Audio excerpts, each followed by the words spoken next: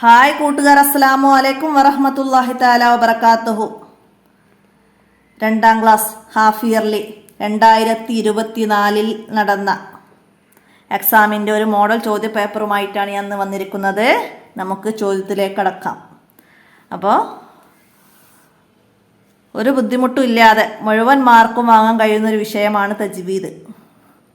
നമ്മൾ പഴയ ഒരു ചോദ്യ പേപ്പർ വെച്ച് മാത്രം പഠിച്ചാൽ മതി, അവർക്ക് മുഴുവൻ മാർക്കും വാങ്ങാൻ സാധിക്കും. എന്താ വെച്ചാൽ ഇത്രയും കാര്യങ്ങൾ തന്നെയാണ് തജ്വീദ് എന്ന് പഠിക്കാനുള്ളത്. അതാണ് ചോദ്യപേപ്പർ വെച്ച് പഠിച്ചാൽ തന്നെ. പിന്നെ വേർഡ്സുകൾ മാറുള്ളൂ, എന്നാലും അതിന്ന് വരുന്ന ചോദ്യങ്ങളും ഒക്കെ ഒന്നാണ്. ഇപ്പോൾ ഇവിടെ ഹബലുൻ എന്നതിൽ ആദ്യത്തെ അക്ഷരമാണ് ചോദിച്ചത്. അപ്പോൾ ഇനി അടുത്ത പരീക്ഷയ്ക്ക് വരികയാണെങ്കിൽ മസദുൻ എന്നതിൽ ആദ്യത്തെ അക്ഷരം ഏത്, രണ്ടാമത്തെ അക്ഷരം ഏത്, മൂന്നാമത്തെ അക്ഷരം ഏത്, അങ്ങനെയൊക്കെയാണ് ചോദ്യം വരുള്ളൂ. അപ്പോൾ അതാണ് നമ്മൾ കുട്ടികൾക്ക് ചോദ്യപേപ്പർ വെച്ച് മനസ്സിലാക്കി പഠിപ്പിക്കുക എന്ന് പറയുന്നത്.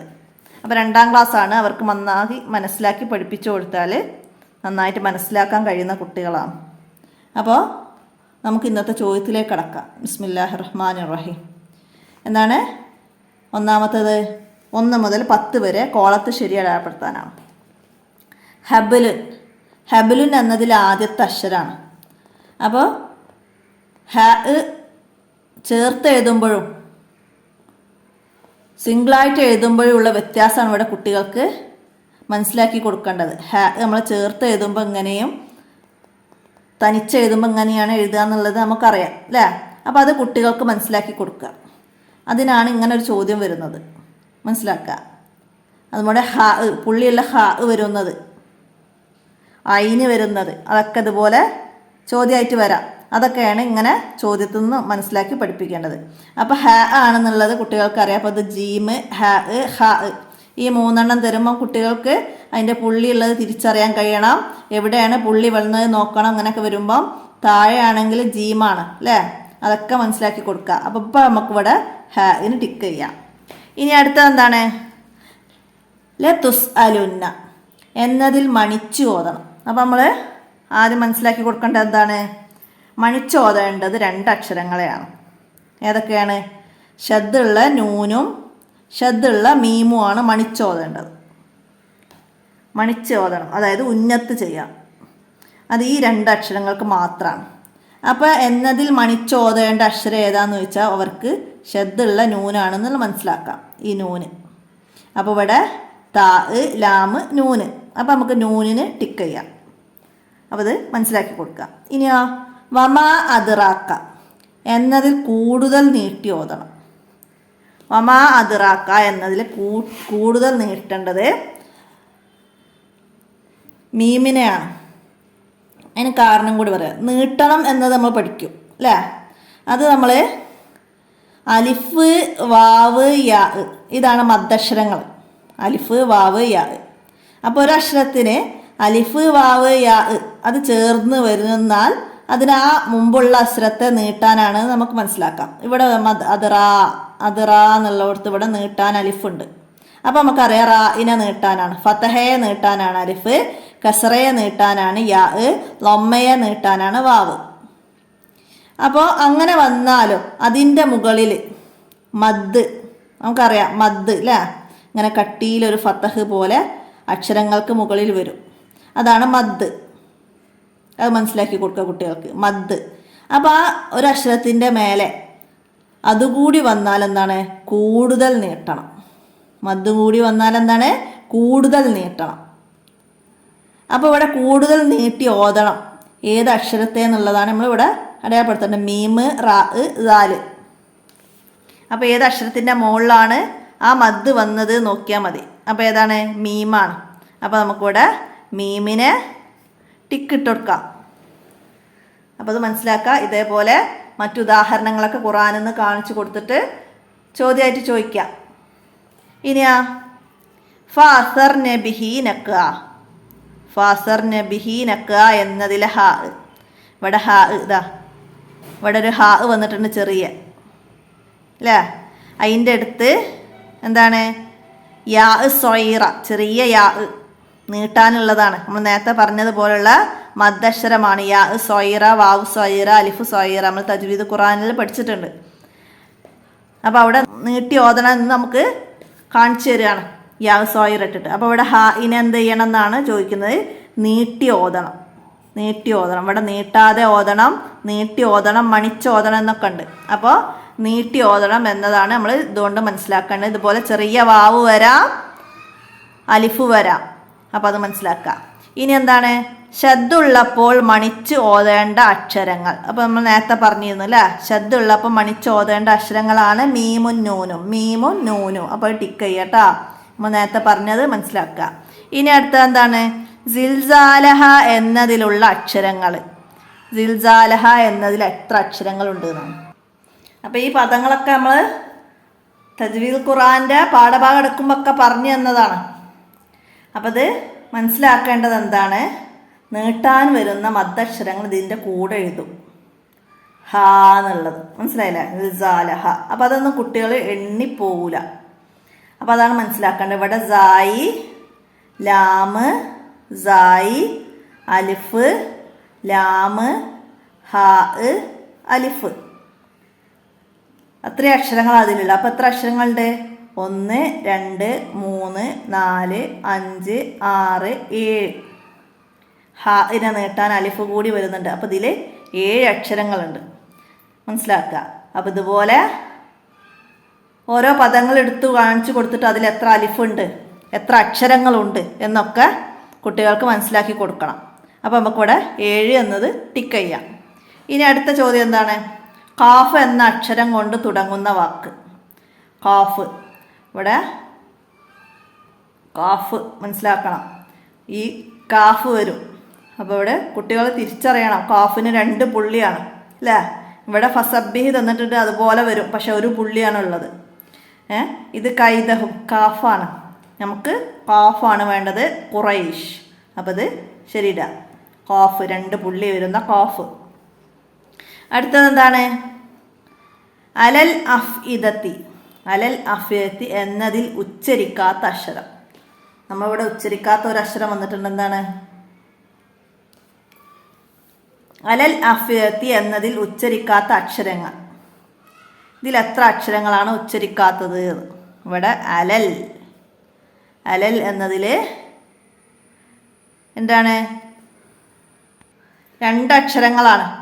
അല എന്ന് വരുമ്പോൾ ഇവിടെ ഒരു ലാമും ലാമിനോട് ചേർന്നിട്ട് നീട്ടാൻ യാവും കൂടി വരുന്നുണ്ട്. അപ്പോൾ അക്ഷരങ്ങൾ നമ്മൾ എണ്ണുകയാണെങ്കിൽ ഇവിടെ 1 2 3 അക്ഷരം, ഇവിടെ ഒരു അലിഫ് വരുന്നുണ്ട്.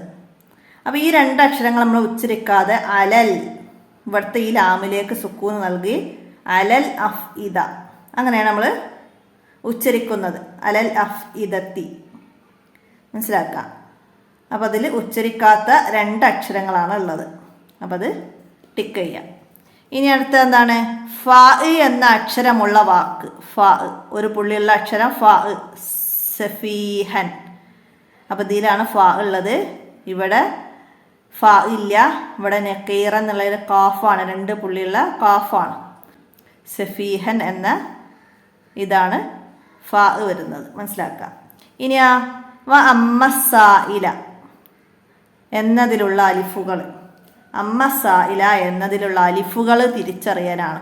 ഇതിൽ ഒരുപാട് ചർച്ചകളും പല മദ്രസയിൽ പല രീതിയിലൊക്കെ കുട്ടികൾക്ക് ടിക്കിട്ട് കൊടുത്തതും തെറ്റിട്ട് കൊടുത്തതൊക്കെ ഉണ്ട്.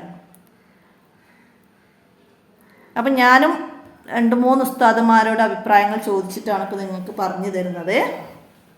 2ാം ക്ലാസ് തജ്വീദുൽ ഖുർആനിൽ അവർക്ക് അലിഫ് തിരിച്ചറിയാനുള്ള ഒരു ക്ലാസ് മാത്രമേ കൊടുക്കുന്നുള്ളൂ. 2ാം ക്ലാസ്സാണ്. അപ്പോൾ അവർക്ക് അലിഫ് മനസ്സിലാക്കി കൊടുക്കണം. അത് ഹംസ ഇട്ടാലും വസ്ലിൻ്റെ ഈ ഫത്തഹ വസ്ലിൻ്റെ അലിഫ് വന്നാലും, ചെറിയ സ്വാദ് ഇടുന്ന അലിഫ് നമ്മൾ പഠിച്ചിട്ടുണ്ട്. വസ്ലിൻ്റെ അലിഫാണെങ്കിലും മദ്ദക്ഷരമായ അലിഫാണെങ്കിലും ഒക്കെ അവർ അലിഫ് തിരിച്ചറിയാനുള്ളൊരു ക്ലാസ് മാത്രമേ അവർക്ക് കൊടുക്കുന്നുള്ളൂ ഓരോ പാഠത്തിലും. അല്ലാതെ അവർക്ക് ഹംസയ ആ എന്ന രീതിയിൽ ഇവിടെ ഈ വരുന്നുണ്ട്, ആ രീതിയിൽ അവർക്ക് അവിടെ മനസ്സിലാക്കി കൊടുക്കണില്ല. അപ്പം അതുകൊണ്ട് നമ്മളിവിടെ ടിക്കിടേണ്ടത് 4 എന്നതാണ്. വ അമ്മ ഇവിടെ 2 എണ്ണം, ഒന്ന് ആ എന്നതിൽ അലിഫും അമ്മ എന്നതിൽ നീട്ടാനുള്ള അലിഫും മനസ്സിലാക്കാം, 2 അലിഫ്. പിന്നെ അമ്മ സാ ഇല, ഇവിടെ ഒരു അലിഫ് വന്നു. പിന്നെ സാ നീട്ടാനും ഒരു അലിഫ് വന്നു. ഇങ്ങനെ 4 അലിഫുകളാണ് ഇതിലുള്ളത്. അതാണ് മനസ്സിലാക്കേണ്ടത്. മനസ്സിലാക്കട്ടോ. അപ്പോൾ ഈ എന്നത് ഇതിവിടെ നമ്മൾ ആ പറയുന്ന രീതിയിൽ ഇവിടെ ഈ എന്ന് പറയുന്നത് ഒരു അലിഫായിട്ട് ഇവിടെ കണക്കാക്കിയാൽ ഇവിടെ 5 എന്നത് വരും. പക്ഷെ ഇപ്പം നമുക്ക് അവിടെ ഈ എന്നതിന് അലിഫായിട്ട് എണ്ണണ്ട. അവർക്ക് അലിഫുകൾ ഇങ്ങനെ ഒരു വര വരുന്ന അലിഫ് മാത്രം അവിടെ ചോദ്യത്തിൽ ഉദ്ദേശിക്കുന്നുള്ളൂ.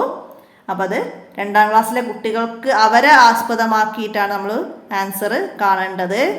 വലിയ നമ്മൾ തജ്വീദ് അനുസരിച്ച് അലിഫുകൾ നോക്കുകയാണെങ്കിൽ ഇതൊക്കെ അലിഫായിട്ട് തന്നെയാണ്. ഈ എന്നത് ഹംസ അലിഫ് നമ്മൾ പഠിച്ചിട്ടുണ്ട് അല്ലേ, ഹംസ അലിഫ് ആ രീതിയിൽ മനസ്സിലാക്കണം. അപ്പോൾ ഇവിടെ 4 എന്നതാണ് ശരി, അത് മനസ്സിലാക്കുക. ഇനിയാ അപ്പോൾ ഇവിടെ ഹംസ, ഇവിടെ ഇത് ഹംസയായതുകൊണ്ട് ഇതിനെ ഹംസയാക്കിയിട്ട് എണ്ണാത്തവരുണ്ട്. 2, 3 എണ്ണം, 3 എന്നതിന് ടിക്ക് ചെയ്ത് കൊടുത്ത മദ്രസകളുണ്ട്. അപ്പം അത് ശരിയല്ല എന്നാണ് എൻ്റെ അഭിപ്രായം. 4 എന്നതാണ് ശരി. അടുത്തത് ചേരുംപടി ചേർക്കാനാണ്. ഇതൊക്കെ നമ്മൾ മുമ്പ് ചെയ്ത ചോദ്യപേപ്പറിലൊക്കെ വന്ന ഒരു ചോദ്യമാണ്. ആദ്യാക്ഷരമാണെങ്കിൽ ചിലതിൽ അവസാനത്തെ അക്ഷരമായിരിക്കും ചോദിച്ചിട്ടുണ്ടാവുക. അപ്പോൾ ആ രീതിയിലാണ് നമുക്ക് വന്നത്. അപ്പോൾ ഇതൊക്കെ എല്ലാവരും ശരിയാക്കിയിട്ടുണ്ടാവും അല്ലേ? പേപ്പറൊക്കെ കിട്ടിയവരെല്ലാവരും ശരിയാക്കിയതായിട്ടാണ് എനിക്ക് ഫോട്ടോ ഒക്കെ അയച്ചതിൽ ഞാൻ കണ്ടത്. ഒരുപാട് പേര് അയച്ചിട്ടുണ്ട്, അവരെ മാർക്കും ഒക്കെ അറിയിച്ചിട്ടുണ്ട്. അൽഹംദുലില്ലാ എൻ്റെ ക്ലാസ് കൊണ്ട് തന്നെ ഒരുപാട് പേർക്ക് ഉപകാരം ഉണ്ട് എന്നൊക്കെ ഒരുപാട് മെസ്സേജുകൾ ഞാൻ കേട്ടിട്ടുണ്ട്. അൽഹംദുലില്ലാ, നിങ്ങളെ സന്തോഷം മാത്രമാണ് എനിക്ക് വേണ്ടത്. അപ്പോൾ എല്ലാവരും ഇനിയും ഉപകാരപ്പെടുത്തുക. ഇനി ലഭിക്കാത്തവരൊക്കെ ഉണ്ടാവും, നിങ്ങളെ മക്കളെ കൂടെ പഠിക്കുന്നവർക്കൊക്കെ ഈ ക്ലാസ് അറിയാത്തവരൊക്കെ ഉണ്ടാവും. അവർക്കൊക്കെ നിങ്ങളൊന്ന് ഷെയർ ചെയ്ത് കൊടുക്കുക. അത്ര മാത്രം നിങ്ങൾ ചെയ്താൽ മതി. ഒരു ജാരിയായിട്ട് സദക്കായിട്ട് അള്ളാഹു ഇത് സ്വീകരിക്കട്ടെ. അപ്പോൾ ഇവിടെ വന്നത് എന്താണ്? ആദ്യത്തെ അക്ഷരം ലോദ്. ലോദ് കൊണ്ട് തുടങ്ങുന്ന വേർഡ്സ് ഇതിൽ ഏതാണെന്നാണ് നോക്കേണ്ടത്. അപ്പോൾ ഇവിടെ ലോലാലി. അപ്പോൾ അതിൻ്റെ ഡി നമുക്കവിടെ എഴുതി കൊടുക്കാം. ഇനി ആദ്യ അക്ഷരം ലോ. ലോതും ലോവും കുട്ടികൾക്ക് കൺഫ്യൂഷൻ വരരുത്. അപ്പോൾ അതാണ്. അപ്പോൾ ലോ കൊണ്ട് വരുന്നത് ലീലാലൻ, ലീലാലൻ. അപ്പം അതിൻ്റെ ഈ എഴുതുക. ഇനി ആദ്യത്തെ അക്ഷരം കാഫ്. എന്താ? കിസോസ്. കാഫും ഫാവും മാറിപ്പോകരുത്. അതൊക്കെയാണ് ഇങ്ങനെയൊക്കെ ഓപ്ഷൻ കൊടുക്കുന്നതിന് കാരണം. പിന്നെ ആദ്യത്തെ അക്ഷരം ഐന്, പുള്ളിയുള്ള ഐന് മനസ്സിലാക്കണം. പുള്ളിയുള്ള ഐനാണ്. ഒലാമുൻ. അപ്പം അതിൻ്റെ ബി എഴുതാം. ഇനി ആദ്യത്തെ അക്ഷരം ഖിലാഫ്. അപ്പം അതിൻ്റെ സി. അപ്പോൾ ഇതൊക്കെ സിമ്പിളായിട്ട് ചെയ്യാവുന്ന കാര്യമാണ്. അപ്പം അക്ഷരങ്ങൾ തിരിച്ചറിഞ്ഞ് മനസ്സിലാക്കുക, അതാണ് ഇതിനൊക്കെ വേണ്ടത്. അടുത്തത് എന്താണ്? പൂരിപ്പിക്കുക. ഇദാ ജാ എന്നതിൽ ഡാഷിനെ കൂടുതൽ നീട്ടി ഓതണം. ജാ. അപ്പോൾ ഇവിടെ മദ് വന്ന് നമ്മൾ നേരത്തെ പറഞ്ഞു അല്ലേ, അലിഫും മദ്ദും കൂടി ചേർന്ന് വന്ന്. അപ്പോൾ കൂടുതൽ നീട്ടി ഓതിയ അക്ഷരം ഏതാണെന്നാണ്. അപ്പോൾ നമുക്കവിടെ ജീമ് എന്ന് ഇങ്ങനെ എഴുതാം. ജീമ് എന്ന രീതിയിൽ അങ്ങനെ എഴുതി കൊടുക്കാം, മനസ്സിലാക്കാം. ജീമ്. അടുത്തതാ ക അസ്ഫിം മഅ്കൂൽ എന്നതിൽ മീമിനെ ഡാഷ് ഓതണം. എന്താണ്? മീമിനെ മണിച്ച് ഓതണം. അപ്പം മണിച്ച് ഓതണം എന്നൊക്കെ ഉള്ളതും നിങ്ങൾ കുട്ടികൾക്ക് എഴുതി പഠിപ്പിക്കണം. എന്തായാലും കൂടുതൽ നീട്ടണമെന്നും മണിക്കണമെന്നും നീട്ടി ഓതണം എന്നൊക്കെ എന്തായാലും 2ാം ക്ലാസ്സിലെ കുട്ടികൾക്ക് എക്സാമിന് എഴുതാനുണ്ടാവും. മണിക്കുക, നീട്ടുക, അങ്ങനെയുള്ള കാര്യം. അപ്പോൾ അതെന്തായാലും എഴുതി പഠിപ്പിക്കണം അവർക്ക് കേട്ടോ. അപ്പോൾ കൂടുതൽ നീട്ടും. പിന്നെ കുറച്ച് ഐഡിയ ഉള്ള കുട്ടികളാണെങ്കിൽ ക്വസ്റ്റ്യനിൽ തന്നെ ഉണ്ടാവും. കൂടുതൽ നീട്ടി ഇവിടെ ഉണ്ടാവും. പിന്നെ മണിച്ച് എന്നൊക്കെ ഉള്ളത് നമ്മൾ വേറെ അപ്പുറം വായിച്ച ചോദ്യത്തിലൊക്കെ കണ്ടിട്ടുണ്ട്. കുറച്ച് ഐഡിയ ഉള്ള കുട്ടികളാണെങ്കിൽ അതൊക്കെ പോയി നോക്കി എഴുതും. പിന്നെ അതേപോലെ ചില അക്ഷരങ്ങൾക്ക് ഉദാഹരണം എഴുതാൻ വരും. ഹ വരുന്ന പദങ്ങൾ നോക്കി എഴുതാനൊക്കെ വരും. അപ്പോൾ ഇതിൽ തന്നെ എവിടെയെങ്കിലും ഉണ്ടാവും ഹ വന്നതൊക്കെ. അപ്പോൾ അതൊക്കെ അങ്ങനെ നോക്കി എഴുതുന്ന കുട്ടികളുണ്ടാവും. അപ്പോൾ അതൊക്കെ ഒന്ന് കുട്ടികൾക്ക് മനസ്സിലാക്കി കൊടുക്കുക. ഇതുപോലെ എഴുതി പഠിപ്പിക്കുകയും ചെയ്യാം. ഇനി കാസ്ഫിൻ മാക്കൂൽ എന്നതിലെ മീമിനെ മണിച്ച് ഓതണം. മണിച്ച് എന്ന് എഴുതി കൊടുക്കാം. അടുത്തതാ മൽ ഹുത്തമ. മൽ ഹുത്തമ എന്നതിൽ ഡാഷ് അക്ഷരങ്ങളുണ്ട്. അപ്പം നേരത്തെ പറഞ്ഞതുപോലെയാണ് ഇവിടെ മൽ ഹുത്തമ എന്നതിൽ 8 അക്ഷരങ്ങളുണ്ട്. 8 അക്ഷരങ്ങൾ. മീമ്, മീമ്, അലിഫ്, പിന്നെയും അലിഫ്, അപ്പം 3. പിന്നെ ലാമ്, ഹ, തോ, മീമ്, അവസാനം ത. അപ്പം എത്ര അക്ഷരങ്ങളായി? 1, 2, 3, 4, 5, 6, 7, 8. മനസ്സിലാക്കുക. അക്ഷരങ്ങൾ എണ്ണ നന്നായിട്ട് മനസ്സിലാക്കി പഠിപ്പിച്ചു കൊടുക്കുക. അത് ഓരോരോ അക്ഷരങ്ങളാക്കിയിട്ട് വേർതിരിക്കുക. മൽ, ഇവിടെ മീമിനെ നീട്ടാനും വരുന്നുണ്ട്, അലിഫ് ലാമും കൂടി വരുന്നുണ്ട്. അപ്പോൾ ഇവിടെ തന്നെ കുട്ടികൾ കാണാത്ത അക്ഷരങ്ങൾ ഇടയിൽ വരും. അപ്പോൾ അത് ഒക്കെ മനസ്സിലാക്കി കൊടുക്കുക. അങ്ങനെ 8 അക്ഷരങ്ങളുണ്ട്. അതാണ് ശരി. അടുത്തതാ ബിഹീനക്കാൻ. ബിഹീനക്കാൻ എന്നതിലെ ഹായിനെ ഡാഷ് ഓതണം. നമ്മൾ നേരത്തെയും പറഞ്ഞിരുന്നല്ലേ, നീട്ടി ഓതണം. അപ്പോൾ പറഞ്ഞ പോലെ നീട്ടി എന്ന് നോക്കി എഴുതാനായിട്ടുള്ളവർക്ക് ഇവിടെ നിന്ന് നോക്കി എഴുതാം. അപ്പോൾ ഹായിനെ നീട്ടി ഓതണം. അപ്പോൾ ഇവിടെ മദ് വരുന്നത് കൂടുതൽ നീട്ടണം എന്നോ, ഇങ്ങനെ അലിഫ് വാവ് യാ, അലിഫ് വാവ് യാ, അതുപോലെ യാ സൊയ്റ, അലിഫ് സൊയ്റ, വാവ് സൊയ്റ, ഇതൊക്കെ വരുമ്പോഴൊക്കെ നീട്ടി ഓതണം എന്നാണ് മനസ്സിലാക്കുക. ഇനി ഇതാ ഉലായിക്ക എന്നതിൽ ഡാഷിനെ ഉച്ചരിക്കരുത്. ഈ ഉലായിക്ക എന്നുള്ളത് നമ്മൾ ചെയ്ത എല്ലാ ക്വസ്റ്റ്യൻ പേപ്പറിലും വരുന്ന ഒരു വേർഡാണ്. ഉലായിക്ക എന്നതിൽ വാവിനെയാണ്. വാവിനെ ഉച്ചരിക്കൂല. മനസ്സിലാക്കുക. ഉലായിക്ക എന്നതിലെ വാവിനെ ഇവിടെ ഉച്ചരിക്കുന്നില്ല നമ്മൾ. അപ്പോൾ ഇത് പറയുമ്പോൾ തന്നെ നമുക്ക് ഊ ലായിക്ക, ഊ നീട്ടുന്നോ ഓ ഔ എന്നുള്ള രീതിയിൽ അവിടെ പറയുന്നൊന്നുമില്ല. അപ്പോൾ ഉലായിക്ക എന്നതിൽ വാവിനെ ഉച്ചരിക്കരുത്. മനസ്സിലാക്കുക. ഇനി ആ ഒറ്റ വാക്കിൽ ഉത്തരം എഴുതാനാണ്. യാലമു എന്നതിൽ രണ്ടാമത്തെ അക്ഷരം ഏത്? മനസ്സിലാക്കുക. അയിന് ചേർത്ത് എഴുതുമ്പോൾ വരുന്ന രീതി കുട്ടികൾക്ക് നന്നായി മനസ്സിലാക്കി കൊടുക്കണം. അപ്പോൾ അത് അയിന് എന്നത് ഇങ്ങനെ എഴുതാം, അല്ലെങ്കിൽ ഐൻ എന്ന രീതിയിൽ ഇങ്ങനെ ഐൻ ഇങ്ങനെ എഴുതാം. അപ്പോൾ അവർക്ക് മനസ്സിലാക്കി കൊടുക്കുക. അടുത്തതാ അബത്തും എന്നതിൽ ഉച്ചരിക്കാത്ത അക്ഷരം. അബത്തും എന്നതിൽ ഇവിടുത്തെ ദാല്, സാക്കിനായ ദാല്, ഒന്നുമില്ലാത്ത ഹർക്കത്തൊന്നുമില്ലാത്ത ദാലുണ്ട്, അതിനെ നമ്മൾ ഉച്ചരിക്കൂല. അപ്പോൾ അബത്തും എന്നതിൽ ഉച്ചരിക്കാത്ത അക്ഷരം ദാല്. മനസ്സിലാക്കുക. ഇനി ഇന്ന ഷാനി അക്ക എന്നതിൽ എത്ര ഹംസയുണ്ട്? ഇവിടെ ഹംസ ചോദിച്ചിട്ടുണ്ട്. അലിഫല്ല ചോദിച്ചത്, ഹംസയാണ് ചോദിച്ചത്. അപ്പോൾ ഹംസകളാണ് നമ്മൾ തിരിച്ചറിയേണ്ടത്. അലിഫാണെങ്കിൽ ഇവിടെ 1, 2 അങ്ങനെ ഉള്ളൂ. അപ്പോൾ ഹംസകൾ വരുന്നത് ഇവിടെ 1 വരുന്നുണ്ട്. ഷാനി അക്ക എന്നുള്ളതിൽ ഇവിടെ 1 ഇവിടെ കാഫിൻ്റെ ഉള്ളിൽ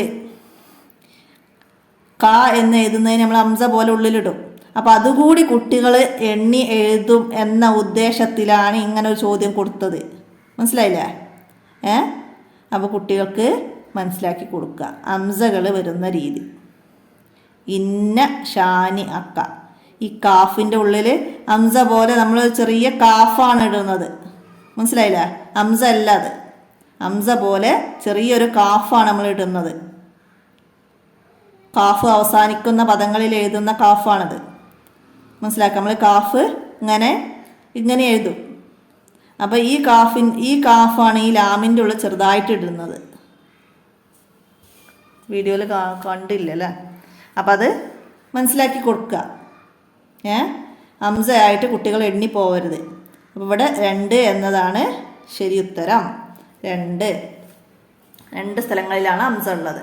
ഇനി അടുത്തത് ഷദ്ദുള്ള നൂനിനെ എങ്ങനെ ഓതണം? ഷദ്ദുള്ള നൂനിനെ എങ്ങനെ ഓതണം?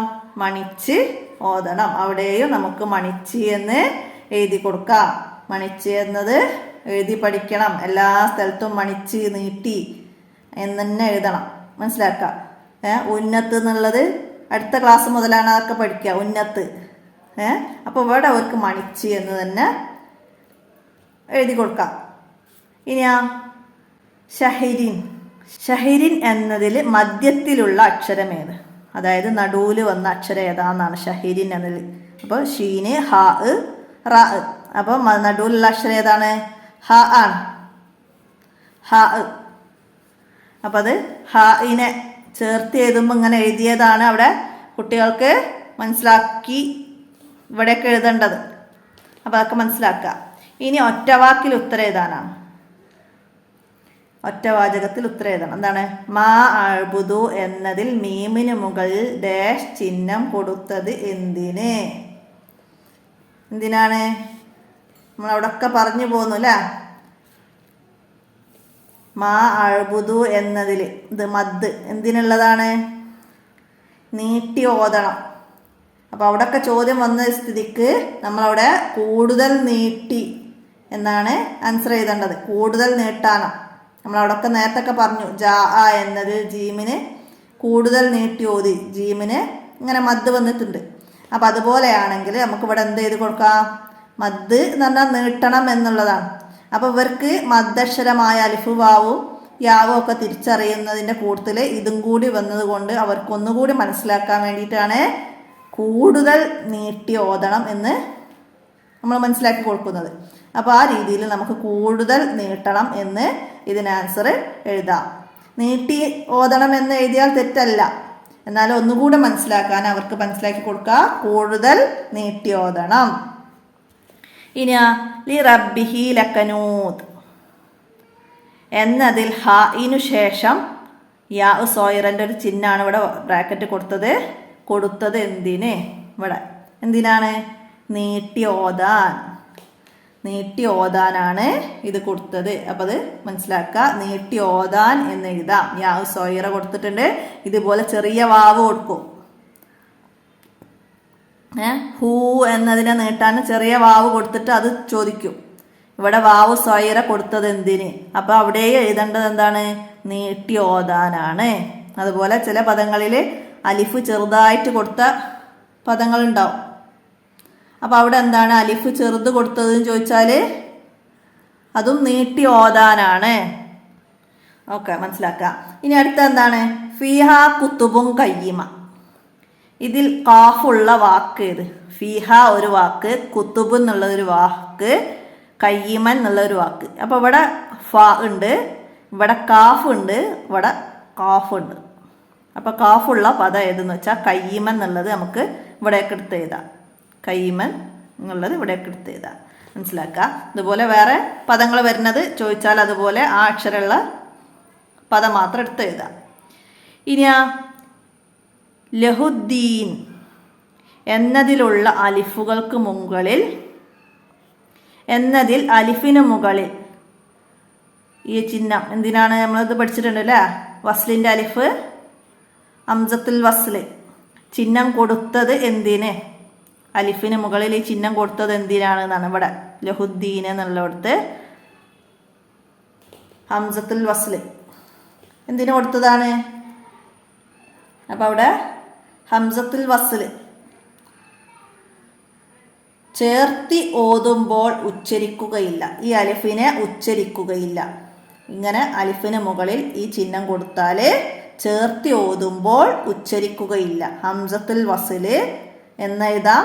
ഇനി അത് മനസ്സിലാവുന്ന രീതിയിൽ ചേർത്തി ഓതുമ്പോൾ ഉച്ചരിക്കുകയില്ല. അപ്പോൾ ഈ അലിഫ് ഒരു പദത്തിൻ്റെ ആദ്യത്തിലാണ് വന്നതെങ്കിൽ, വസ്ല് ഹംസത്തുൽ വസ്ല് ഒരു പദത്തിൻ്റെ ആദ്യത്തിൽ, അതായത് അൽഹംദു എന്നതിൽ ആദ്യം ഈ അലിഫാണുള്ളത്, അല്ലാതെ ഹംസയും അലിഫും ഒന്നുമല്ല. അപ്പോൾ അൽഹംദു എന്നതിൽ ആദ്യത്തിൽ ആ അലിഫ് വരുമ്പോൾ നമ്മൾ എന്ത് ചെയ്യും? അവിടെ ആ എന്ന് പറയും.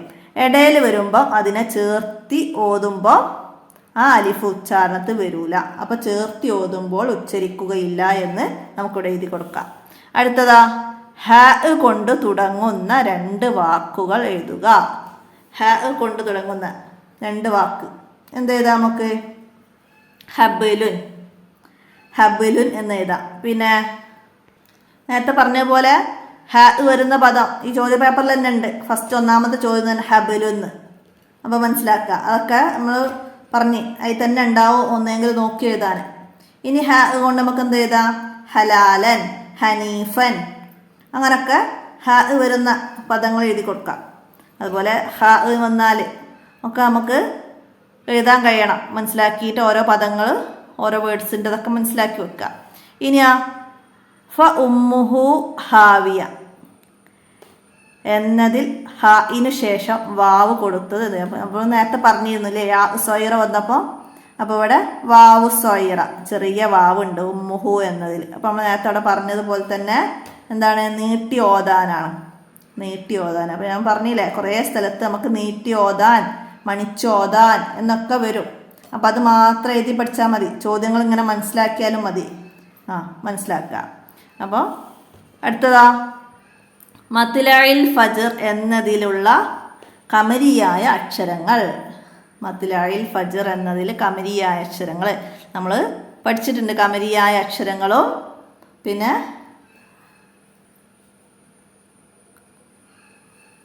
ശംസിയായ അക്ഷരങ്ങളും. അലിഫ് ലാം ഉച്ചരിക്കുന്ന പദങ്ങൾക്കാണ് കമരിയായ അക്ഷരങ്ങൾ എന്ന് പറയാം.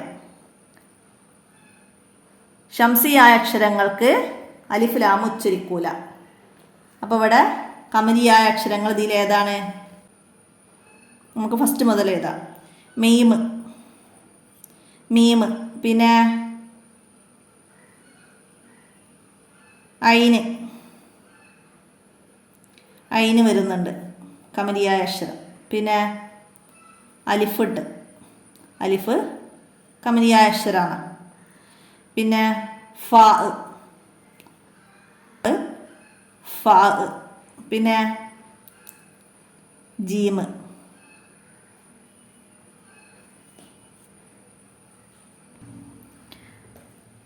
ഫാ, അപ്പം അത് കമരിയായത്. അതുപോലെ ജീമ്.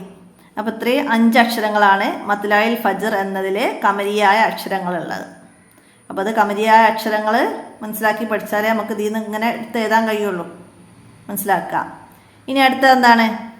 റിഹില തഷിതായി എന്നതിലെ 10 അക്ഷരങ്ങൾ ഏവ. അപ്പോൾ ഈ കള്ളിയിൽ ഇങ്ങനെ എഴുതണം. റാ, ഹ, ലാം, താ. അതുപോലെ തന്നെ അങ്ങനെ എടുത്ത് എഴുതിയാൽ മതി. പിന്നെ അലിഫ്, ലാം, ഷീന്, പുള്ളിയുള്ള ഷീന്, പിന്നെ താ, അലിഫ്, അംസ. അപ്പം അത് നീട്ടാൻ വരുന്ന താ ഈ എന്നുള്ളതിലെ താഇൻ്റെ അലിഫ്. പിന്നെ അലിഫ് ലാം, അവിടെ അലിഫ് ലാം ശംസിയായ അക്ഷരായ ഷീന്, അതുകൊണ്ട് അവിടെ അലിഫ് ലാം വന്നിട്ടുണ്ട്. രഹില തഷിത ഈ അലിഫ് ലാം ഉച്ചരിക്കാത്ത അലിഫ് ലാം വരുന്നു. അപ്പോൾ അതൊക്കെ എടുത്ത് എഴുതുമ്പോൾ ശ്രദ്ധിച്ച് എഴുതണം. മനസ്സിലാക്കുക. റാ, ഹ, ലാം, താ, അലിഫ് ലാം ഷീന്, താ, അലിഫ്, അംസ. അപ്പോൾ അതത്രയും അക്ഷരങ്ങൾ ഇങ്ങനെ വേർതിരിച്ച് എഴുതി കൊടുക്കുക. അപ്പോൾ ഇതുപോലെ മറ്റേതെങ്കിലും പദങ്ങൾ വന്നാൽ അതിൽ അലിഫ് ലാം, നീട്ടാൻ വരുന്ന അലിഫ്, അംസകൾ അതൊക്കെ വേർതിരിച്ച് എഴുതുക. അതേപോലെ ഇടയിൽ നീട്ടാൻ വരും യാവ് കൊണ്ടും വാവ് കൊണ്ടൊക്കെ. ഉലൂം എന്നൊക്കെ വരുമ്പം വാവ് കൊണ്ട് നീട്ടാൻ വരുന്നുണ്ട്. അപ്പോൾ അതൊക്കെ അങ്ങനെ വരുമ്പോൾ ഒക്കെ മനസ്സിലാക്കി എഴുതാൻ കഴിയണം. അപ്പോൾ ഇത്രയാണ് ഈ തജ്വീദ് ഖുർആൻ ചോദ്യപേപ്പറിൽ നിങ്ങൾ മനസ്സിലാക്കേണ്ടത്. എല്ലാവരും മനസ്സിലാക്കി ഉപകാരപ്പെടുത്തി പഠിക്കുക. വീഡിയോ കൂട്ടുകാർക്കൊക്കെ ഷെയർ ചെയ്ത് കൊടുക്കുക. തജ്വീദ് നന്നായി മനസ്സിലാക്കി പഠിച്ചാൽ പെട്ടെന്ന് പഠിക്കാൻ കഴിയുന്ന പാഠഭാഗമാണ്. അപ്പോൾ എല്ലാവരും ഉപകാരപ്പെടുത്തുക. കൂട്ടുകാർക്കൊക്കെ വീഡിയോ ഷെയർ ചെയ്ത് കൊടുക്കുക. ഈ വീഡിയോ നിങ്ങൾക്ക് എത്രത്തോളം ഉപകാരപ്പെടുന്നുണ്ടെന്ന് ഒന്ന് കമൻ്റായിട്ട് അറിയിക്കുക. ചിലപ്പം കമൻറ്റ് ഓഫ് ആവാം. അപ്പോൾ എൻ്റെ മൊബൈൽ നമ്പറിൽ മെസ്സേജ് ചെയ്താൽ മതി. 82 89 89 29 85. വീഡിയോ ഇവിടെ അവസാനിപ്പിക്കുകയാണ്. അസ്സലാമു അലൈക്കും വറഹ്മത്തുള്ളാഹി വബറകാതുഹു.